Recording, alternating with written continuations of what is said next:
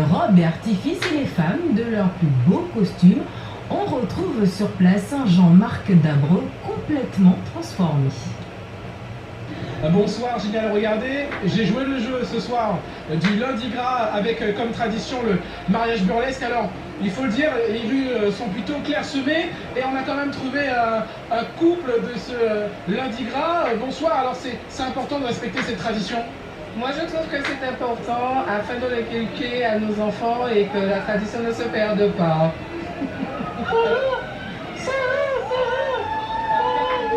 Qu'est-ce que vous avez cherché? Qu'est-ce que vous avez recherché dans votre costume?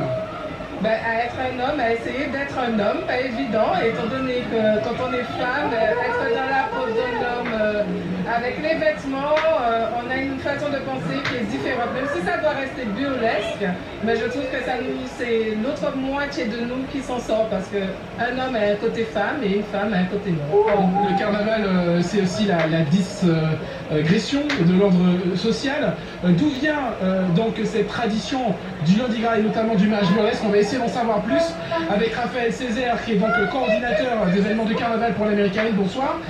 D'où vient cette tradition du mariage burlesque du lundi gras? Oh, ça remonte à des années, cette histoire de mariage burlesque depuis d'années avant.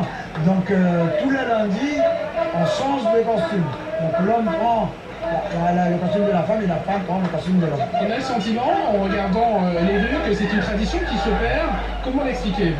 Bien parce que le lundi gras, souvent, les groupes sont invités dans d'autres communes et vont défiler ailleurs. Mais on regarde quand même c'est pas vrai, une salle, comme on dit à l'époque, qui fait qu'ils sont encore là avec nous pour présenter ce mariage burlesque. Merci beaucoup Raphaël Césaire. Alors, on dit souvent mariage pluvieux, mariage heureux.